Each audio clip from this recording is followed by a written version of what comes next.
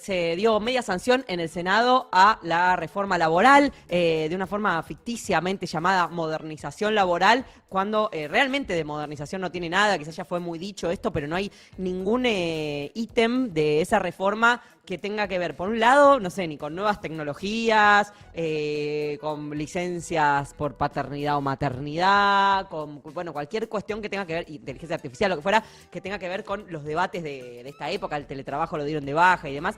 No hay nada en ese orden y todas las propuestas tienen que ver con retrocesos para el mundo del trabajo, en alguna medida cristalizar retrocesos que ya fueron hechos de facto, legitimarlos y legalizarlos, y en otra medida a quienes todavía no accedieron, no les tocó esos retrocesos, atribuírselos. Es terrible la reforma laboral. Lo venimos tratando acá en Mate un montón, está bastante hablado, vamos a profundizar en algunas cosas, en las novedades que hubo ayer, que también hubo de último momento, pero obviamente que es como bastante desolador para cualquiera que se sepa trabajador y no emprendedor. Quizás si acá hay una paradoja, porque si pensamos cómo funciona Mate, en realidad casi que, por lo menos para mí, encaja más como, bueno, yo tengo una distrofia al revés, inversa, ¿se entiende? Yo me considero trabajadora y yo quiero que las condiciones para el trabajo sean las mejores posibles siempre. Y eso es mi esfuerzo siempre en Mate. Y la verdad que es todo volver para atrás y que acceder a un empleo formal sea cada vez más parecido a estar en la informalidad.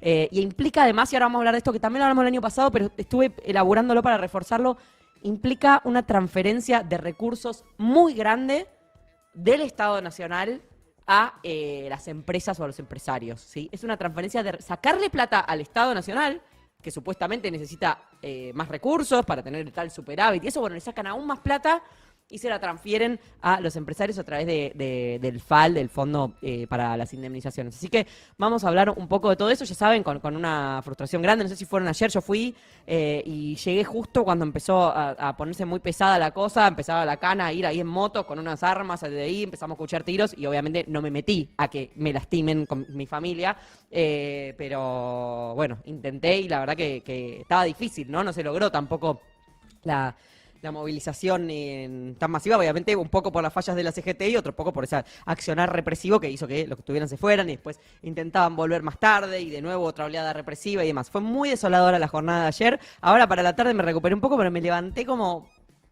bueno. A ver, una de las novedades que sí es algo que no veníamos hablando acá, estamos hablando acá hace más de 6 meses en Mate, creo, si no me falla la memoria, sobre la reforma laboral, pero esto se agregó ayer sin previo aviso, sin nada, que tiene que ver con los descuentos si te enfermas. Es realmente un retroceso total. ¿Vieron que Milei estuvo haciendo campaña y estuvo estos 2 años hablando de volver a la época dorada de Argentina a principios del siglo XX? Bueno, es básicamente a lo que estamos volviendo. Preperonista y prerradical es lo que está planteando. Está planteando un retroceso a antes de que se estructuraran siquiera las relaciones de producción capitalistas modernas, ¿sí? Es realmente una reforma que retrotrae a instancias de trabajo semiforzado, ¿se entiende? De desmodernización total, y lo que incorporaron es este descuento, del que se habló mucho todo el día, de en el salario, si te enfermas, empezar básicamente a cobrar menos. Si tenés una enfermedad no vinculada lineal y directamente al trabajo. Si es una enfermedad, esto es impresionante, una enfermedad que no fue tu responsabilidad, te descuentan el 25% del salario durante tu ausencia o tu licencia.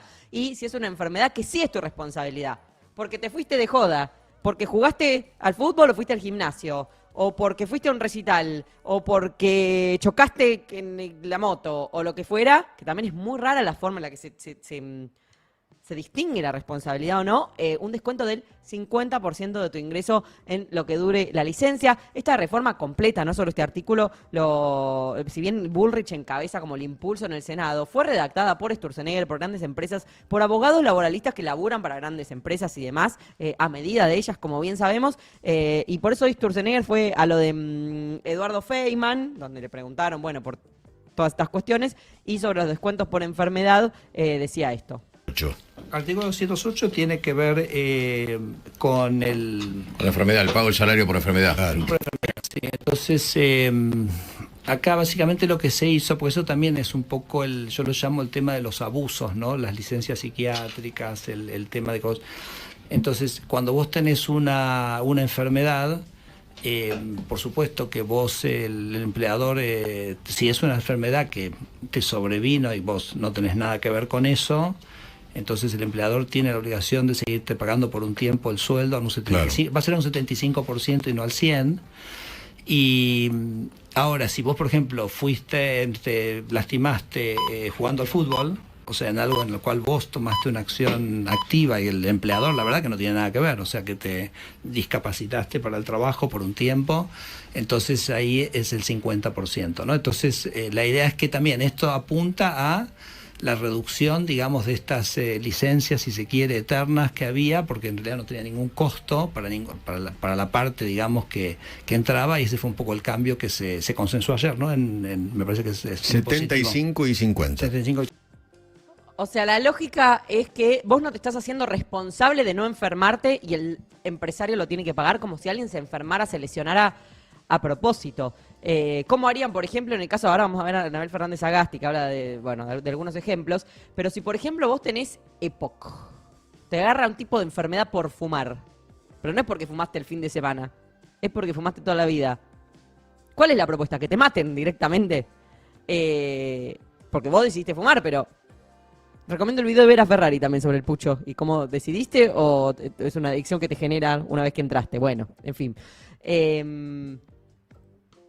¿Cómo se diferencia, cómo se determina qué cuestiones fueron tu responsabilidad y cuáles no? O sea, cualquier cosa que no sea estar tieso así en tu casa mirando el techo, que básicamente es lo único que se puede hacer con el nivel salarial en Argentina, pero cualquier cosa que no sea estar tieso en tu casa... es tu responsabilidad si te lastimás. Aún así, bueno, eso, nadie se lesiona o se enferma a propósito, y es básicamente dejarte a la deriva. Es abandonar todo derecho laboral. Tengo para que veamos un fragmento que entra sobre varios puntos, también sobre el banco de horas. Anabel Fernández Agasti. Si una persona, por ejemplo, tiene cáncer de mama y tiene hijos a su cargo, le van a pagar el 75% del básico. Si no los tiene, también. Esa es la realidad de lo que pusieron en esta ley. Y si sos mamá y jefa de hogar y te has ordenado en tu vida con la salida del colegio, con las actividades extraescolares que tienen tus hijos, porque tu jornada empieza a las 8 de la mañana y termina a las 14 horas, bueno, ya no va a ser así, porque por la bolsa de horas... tu patrón te va a tener que poder decir, te quedas 3 horas más. Y el 30% de los hogares argentinos que son monoparentales y el 95% son mujeres, se van a tener que joder. Es impracticable ordenar cualquier vida con esta lógica laboral. Obviamente que hay mucha gente que ya trabaja de forma independiente o de forma precarizada o hace changas y no tiene ningún orden en su vida, pero esto es unificar eso para absolutamente todos en vez de buscar la forma de ordenar a quien no logra o no tiene el acceso a un laburo que le permita ordenarse entre el banco de horas, las enfermedades y más. Obviamente que si haces un corte de género de la reforma laboral también siempre salimos perdiendo si pensamos en quienes cuidan, cuando se enferma otro y no vos misma, quienes cuidan y demás. A la vez, obviamente que la contracara de esto es que vos vas a ir a trabajar enfermo porque no te podés dar el lujo de perder el ingreso. Entonces, si tenés enfermedades, primero que ir a trabajar enfermo si no estás en condiciones es algo que puede causarte un peor daño para la salud y que es completamente en contra de toda humanidad. Estamos en 2026, no estamos en 1912, pese a que sea el modelo al que Milei aspira. Estamos en 2026 y ya hay algún tipo de avance de las sociedades y se supone que estamos de acuerdo en algunas cuestiones sobre el bienestar que acá abierta y explícitamente las están tirando a la mierda diciéndote no te toca, hubieras sido millonario, gordo, hubieras sido millonario. Si te toca laburar, ya no es más laboral, ya no es más trabajo, es esclavitud. Pero una pregunta que se abre también es si, por ejemplo, tenés enfermedades del tipo contagiosas y no podés faltar porque te descuentan. Entonces contagias a toda tu comunidad laboral y ahí todos los demás, porque imagínate una conjuntivitis viral y todos los demás se contagian. Eso computa como negligencia propia, como enfermedad no responsable o como enfermedad del trabajo. ¿Y cómo frenas esa cadena de contagios si a cada uno que se ausenta le empezás a descontar? Es como las 3, 4 cosas que dejó la pandemia, por ejemplo, de aprendizaje precisamente sobre... Era algo evidente, no ir a trabajar enfermo, no poner en riesgo al de al lado, al que viaja con vos en el bondi y demás. Es retrotraerlo y poner a andar directamente epidemias. Ustedes, o sea, imaginen una situación como la de 2020 en esta gestión y realmente vayan redactando sus necrológicas, porque realmente la propuesta es morite cuanto antes, lo cual es raro cuando hacen todos esos planteos de que deberían hacer más gente, haber más trabajadores activos, si a todos los trabajadores activos les dicen y ahora legitiman, vos no servís, vos no deberías existir, este mercado laboral no te quiere. Entonces, pues son muchas preguntas y obviamente todo es generar un ambiente cada vez más insalubre para cualquiera que dependa de su trabajo. Vinculándolo también con el drama de la policía en Santa Fe, que en un ratito vamos a profundizar, el aumento que dio Puyaro y demás, que de golpe puso en el tapete algo en lo que entiendo que no se piensa demasiado, que es las fuerzas de seguridad y la salud mental. Si que la salud mental, el acceso a la salud mental es uno de los reclamos que hicieron, bueno, los agentes que se manifestaron. Si vos tenés fuerzas de seguridad que dependen para llegar a un salario que esté por arriba de la pobreza, de los extras que hacen, y si tienen que acceder a algún tipo de licencia por salud mental, no solo no cubren esos extras, que es uno de los motivos por los que no acceden a ese tipo de licencias, sino que además les descuentan el 25% del salario, vos sos cana, tenés un arma del Estado y vas a laburar fuera de o tus cabales o de un estado de equilibrio para manejar ese arma que te da el Estado para proteger a la población, porque no podés darte el lujo de tomar esa licencia y perder no solo los extras, sino también un 25% de tu salario, y conduce, por ejemplo, en ese caso puntual, a gente completamente fuera de sí o fuera de eje, como puede estar cualquiera de nosotros, a manejar un arma del Estado, como si no fuera algo que eso ya se ve, ¿no? Obviamente, pero se entiende el nivel de ruptura social total que propone esta ley y de ruptura de todas las condiciones de convivencia o de tranquilidad mínima para vivir en comunidad, para tomarte un bondi sin contagiarte una epidemia, para ir a laburar sin que sea un riesgo total para tu salud, para quienes se ocupan de la seguridad no estén completamente sacados y zarpados y sin dormir y con la dolencia mental que sea que les afecte, que ahora vamos a profundizar en el tema de los suicidios y demás. O sea, policías colapsados, que no pueden pedirse la licencia, trabajadores enfermos que tienen que ir a trabajar enfermos, que además contagian a otros trabajadores que también tienen que ir a trabajar enfermos, los cuidados completamente destruidos, el sistema previsional desfinanciado, ahora vamos a hablar de eso. Bueno, es completamente desolador el planteo de la reforma laboral, y esto del descuento por enfermedad es algo que no solo no se había dicho antes, sino que nunca se me hubiera ocurrido ni siquiera que a estos tipos se les ocurra plantear y legalizar, y en esas estamos, amigos. Y por otro lado, es exactamente lo que votaron, lo dijo Milei, ganarte la vida solo, esforzarte más, tenés derecho a morirte, dispuesto a vender tus órganos, podés vender a tu hijo, y queremos ser la Argentina de fines del siglo XIX, principios del siglo XX. Todo esto fue dicho y es exactamente lo que votaron. Un poquito hay que joderse, amigos, un poquito hay que joderse, porque es la promesa que se ha votado. Tema vacaciones lo venimos hablando bastante, no voy a profundizar hoy porque ya, bueno, lo hablamos hasta el cansancio, que no las podés tomar todas juntas, que el patrón decide y cada 3 años te tiene que dar vacaciones en verano. No hablamos tanto, pero está bien mencionar que se habilita el pago en especie, lo que se conocía como tickets canasta en otra época, en producto, en lo que fuera. No descarto que Manu le podemos empezar a pagar con Calco Zoom. Buena caja me llegó, quizás. ¿Quién te dice, Manu? No remunerativo. Va a ir una partecita, un 20%, va con stickers. ¿Qué te parece? Así con lo que sea, ¿se entiende? No es algo tan nuevo igual en los medios. No sé si se considera en especie, pero en los medios es histórico que te dicen, plata no hay, pero vas a aprender muchísimo. Plata no hay, pero es una buena vidriera. Plata no hay, pero hay mucho desarrollo personal. Plata no hay, pero vas a conocer gente muy importante. Yo no sé si eso es especie, pero en los medios siempre pioneros, siempre adelante.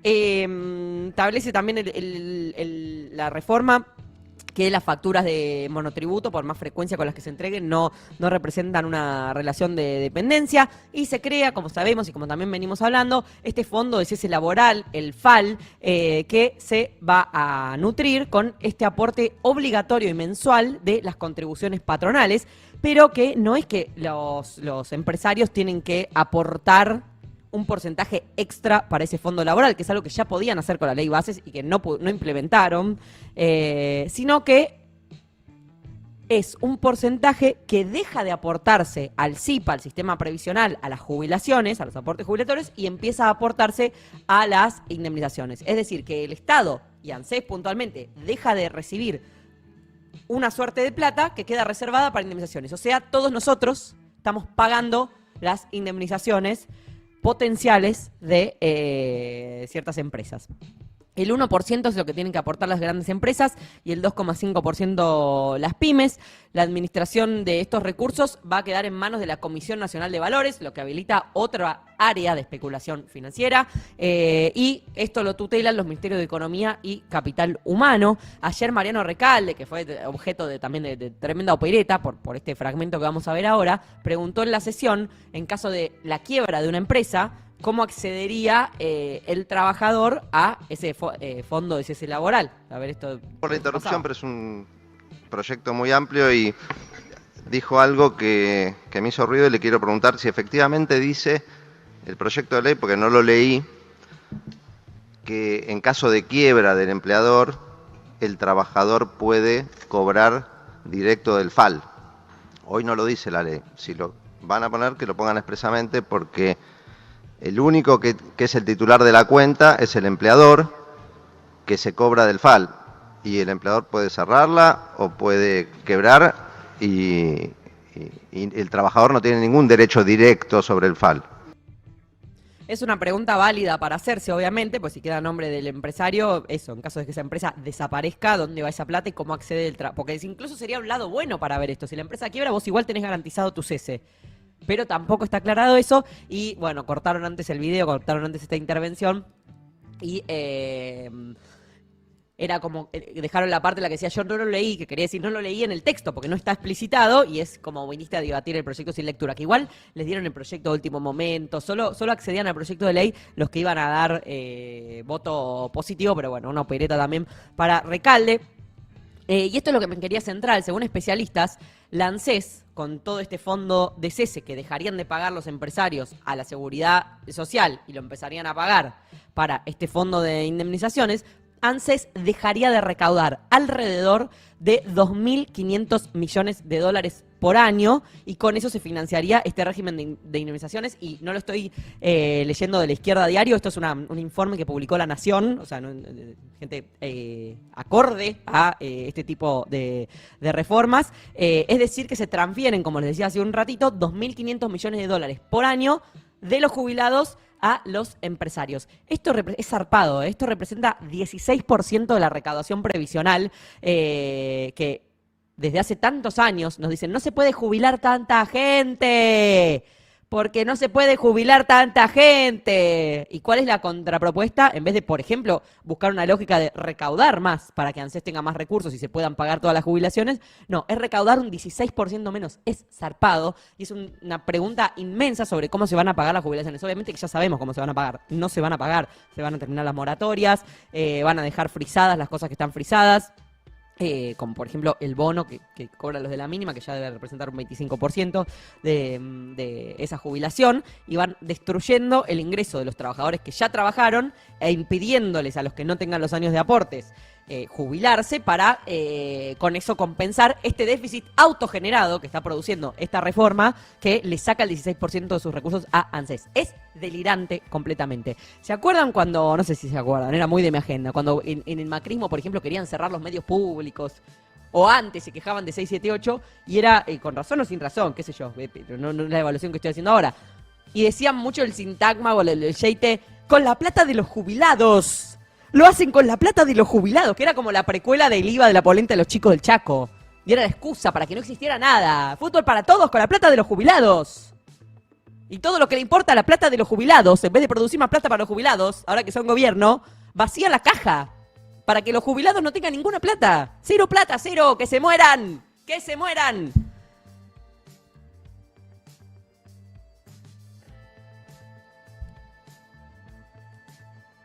Todo esto, toda esta reforma, lo vimos el martes también, bajo el halo, la idea de terminar con la industria del juicio. No hay una sola industria que quieran dejar en pie en este momento. Ni la metalúrgica, ni la del juicio. Ninguna industria va a quedar en pie. Ninguna industria. Estaba buscando el dato, entonces, este es un número histórico y vergonzoso y deprimente y que no tiene que ver estrictamente con la Libertad Avanza, aunque obviamente esta gestión empeoró la situación, pero es histórico, el 40% de trabajadores informales en Argentina. Es un dato desolador que precisamente habla de esta reforma que ya fue hecha de facto, esta precarización total del mundo del trabajo, que hace que muchísima gente le dé un aval a esto y diga, si total, yo ya no tengo las vacaciones, si total, yo ya no tengo el aguinaldo, si total, yo ya no tengo el día por enfermedad.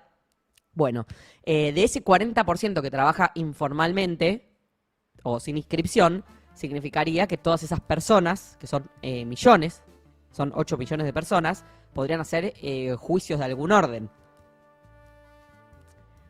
Resulta que la proporción de juicios laborales sobre esa cantidad de trabajadores informales es 1,74%.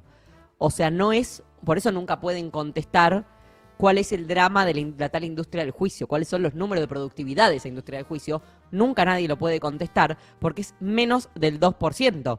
Y de ese 2%, la mitad son juicios a las ART, o sea, a aseguradoras que ya están, que no es un costo para los empresarios ni van a quebrar a nadie, pero ya está, es un drama con la ART a la que le compran el seguro. Entonces, estamos hablando del 1% de los casos, o sea, porque además si vos sos un laburante y querés hacer un juicio, después te quedás sin cobrar ningún tipo de nada hay que tener mucho margen, hay que tener asesoramiento legal. Es muy complejo para un laburante que en el medio tiene que seguir subsistiendo, encarar un proceso más allá de las amenazas y todas las cuestiones que suceden cuando hay, no sé, un despido con falencias o lo que fuera. Entonces, la tal industria del juicio no está aquí entre nosotros, ¿entienden? No es una industria. No quiere decir que no haya casos, no quiere decir que a alguien no lo haya pasado o que alguna pyme no haya quebrado, obviamente que puede pasar, y es un bajón tremendo.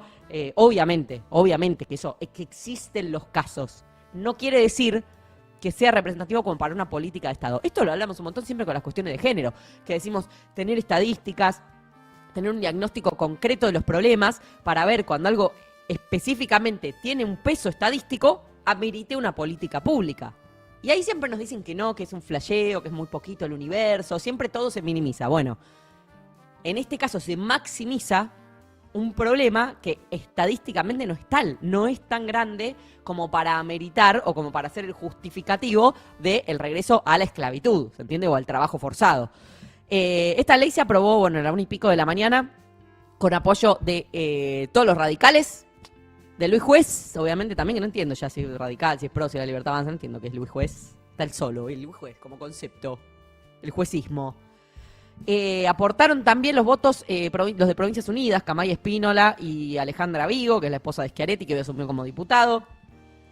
Y muy importante, la propia Flavia Rollón, que era secretaria de Energía en el último periodo de Massa, que integra el Frente Renovador, y que dijo, para mí esto no genera laburo, pero igual a favor. Esta ley laboral, claramente desde mi punto de vista, no va a crear empleo. Esto es un proceso más complejo, un proceso donde también tenemos que discutir la competitividad de nuestras economías, tenemos que discutir cómo Argentina se encamina al desarrollo. Pero sí considero que este proyecto de ley da un marco, ordena y moderniza. De una, ella toda impecable. No va a generar laburo, pero va a mi apoyo. Esto se aprobó también con la CGT haciendo presencia testimonial en la plaza, mientras negociaba cositas adentro. Todos los que están acreditados, eso, todos los reportes dan que estaban ahí como terminando de negociar cosas con Bullrich. Bullrich misma lo dijo, bueno, la CGT acercó tal propuesta, a mí me pareció ok, no sé qué.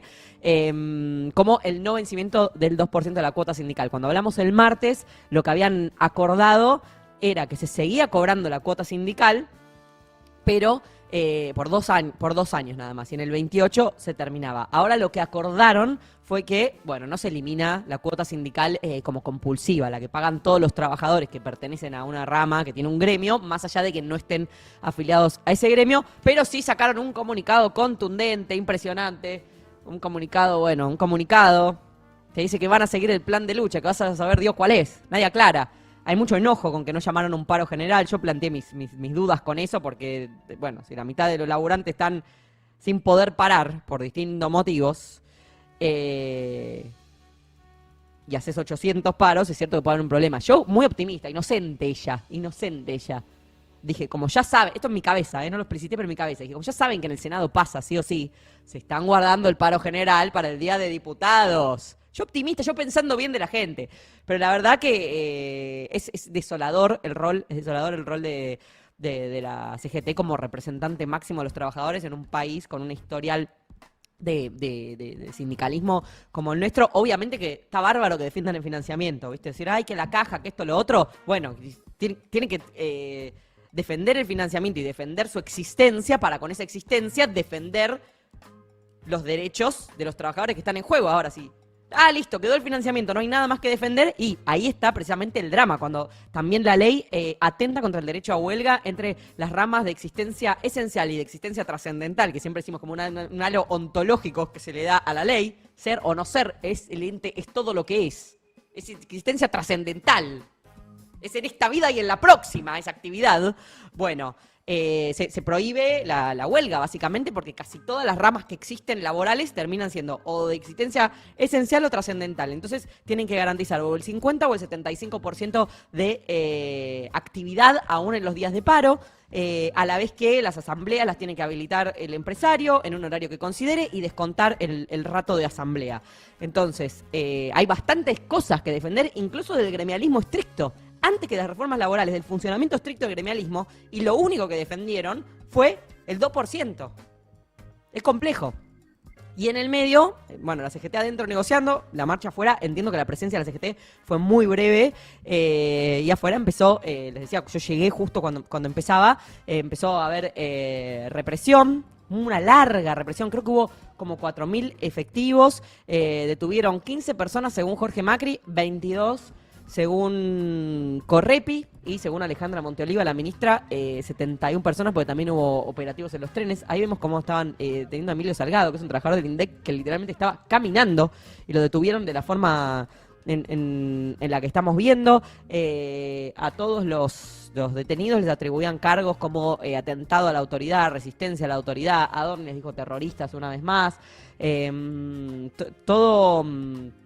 Todo fue desolador, bastante terrorífico, tampoco era tan masiva la marcha, tampoco había nadie caminando por la calle, no se podía entrar básicamente, había un cordón, o sea, la calle la cortaba la cana, y vos querías pasar y no te dejaban, y dabas la vuelta y no te dejaban, y hacías una cuadra más y no te dejaban, y cuando lograbas dar la vuelta aparecían las motos y empezaban los tiros.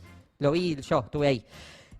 Fue desolador, y ahí estamos viendo, bueno, algunas de las imágenes, esa suerte de barricada que disparaban a los policías y camión hidrante tirando a cualquier lado. Hay un video que circuló muchísimo de lo que se presume son infiltrados, ahí lo estamos viendo, que se pusieron a armar una molotov en cámara, justo consiguieron unos fenólicos, tenían sus cascos y todos mochilas nuevas, todas iguales, y se pusieron a armar eso, a tirar esas molotov.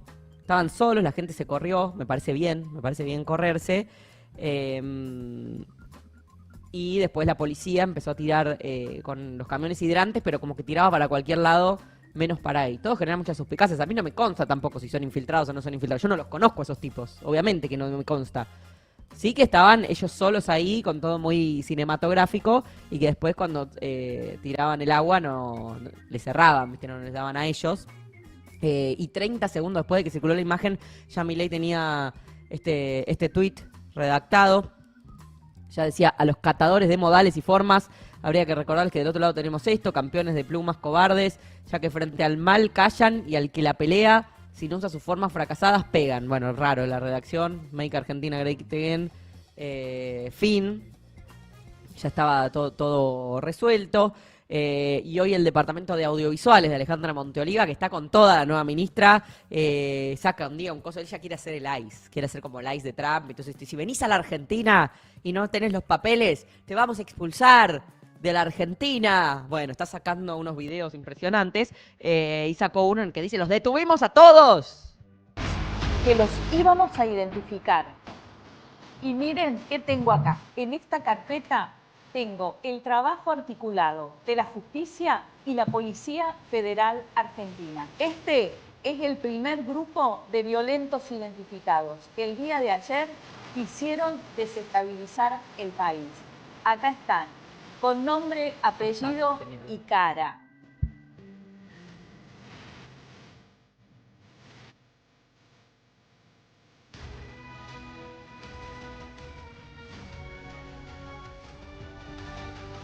Bueno, los detenidos que consiguió Monteoliva, todo deprimente. Después, esto entiendo que fue por parte de la izquierda, como decir, no, ¿por qué dicen que son infiltrados? Puede haber gente que quiere tirar piedras, que nunca son esos que lo están reivindicando.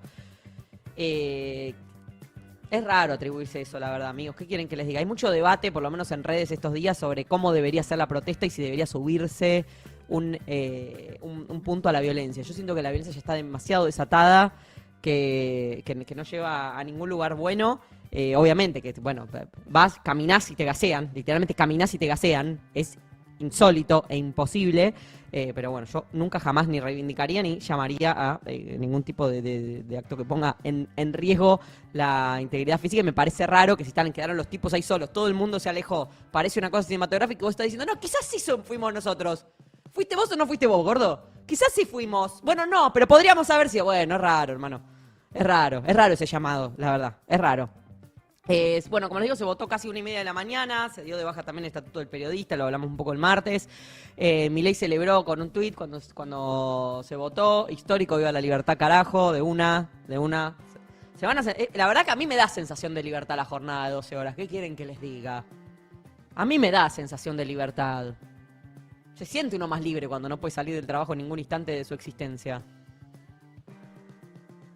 Mauricio también, ya 100%, Macri, en el registro secta coach. Después de años en los que luchamos por cambios profundos en las leyes de trabajo, la votación de hoy logró dar un paso adelante en la dirección correcta. El trabajo es un tema fundamental para destrabar la energía y el talento que tenemos los argentinos. Él siempre la del espíritu, ¿viste? Pero lo que pasó hoy es un solo paso. Hay que seguir trabajando fuerte para impulsar nuevas reformas que transformen la legislación laboral en una normativa mucho más moderna, que les dé futuro a los jóvenes y que se adapte a esta época sin igual. Muy, muy optimista. Antes de eso, porque como les decía, por el tema del Estatuto del Periodista, Nancy Paso se encadenó allí en la calle, hizo toda una perfo. Parece que está bien porque estamos hablando de eso, llamó la atención. Ella es presidenta de Periodistas Argentinas, entiendo, además de, bueno, una periodista reconocida. Hizo una perfo para denunciar, obviamente. Un poquito BDSM también puede ser, bueno, para denunciar lo que implica bajar el estatuto del periodista, que se supone que es una de las garantías de la vida democrática, que igual ya está un poco, bueno, dada de baja la vida democrática, entre que no tenés ya derecho a manifestarte, a peticionar, no tenés derecho al tiempo libre, no tenés derecho a enfermarte, no tenés derecho a acceder a la información, bueno, no tenés derecho obviamente a cubrir las necesidades básicas, a una jubilación digna, derecho a la salud, estamos viendo, bueno, no tenés obra pública, estamos viendo los vaciamientos totales de todo lo que existe, derecho a la seguridad incluso, si vamos al caso de los policías, entonces está bastante teñida de gris la democracia, ¿no? Bastante, fíjense qué conveniente, porque también hay muchos discursos últimamente de la deuda democrática, de las cuestiones que la democracia no está pudiendo suplir. Es muy conveniente para intereses muchísimo más amplios y más supra que los de Milei o los de Sturzenegger, romper por completo toda garantía democrática y después decir, como dijo en su momento el del chumbo, ¿cómo se llama? Bueno, decir, esta democracia no sirve. Es muy conveniente decirlo cuando primero te ocupaste que no sirva y después si no sirve la democracia, quizás nos tenemos que quedar 50 años y terminar las elecciones. Es muy práctico, como lo mismo viene muy bien que las relaciones laborales de facto estén completamente destruidas, que asuman, generen una recesión completa, que se pierdan 300.000 puestos de trabajo en 2 años, que pasen todas esas personas de trabajos formales a monotributismo y economía de plataformas, y después decir, ¿qué querés si el laburo ya estaba hecho mierda, hermano? ¿Qué querés con la ley? Bueno, hermano, lo hiciste mierda, y después ponés la ley para legitimarlo. Lo mismo están haciendo un poco con las condiciones de la democracia que habían acordado las sociedades en los últimos... diríamos, en el último medio siglo. En paralelo, fíjense cómo se pueden hacer otras cosas. El Senado mexicano aprobó ayer, justo en paralelo, el Senado de ellos, una reforma que reduce gradualmente, de acá a 2030, de a 2 años por año, la semana laboral, de 2 horas por año, perdón, la semana laboral en México pasaría de 48 a 40 horas, lo que beneficiaría a 13,5 millones de trabajadores mexicanos. México históricamente era uno de los países en los que más se trabajaba y ahora, con la decisión de Claudia Sheinbaum, Bueno, está avanzando, que ahora tiene que ir a la Cámara Baja, está avanzando esta propuesta de bajar la jornada laboral. Acá en Argentina tenemos desde 1929, o sea, hace 100 años ya, 48 horas semanales. Lo que nos lleva a preguntarnos si todas esas subas en la productividad y todos esos avances tecnológicos, ¿qué es lo que producen? Porque si estamos laburando como hace 100 años, es que eso se lo quedó muy poca gente, que no se ha repartido en una ciudadanía, ¿sí?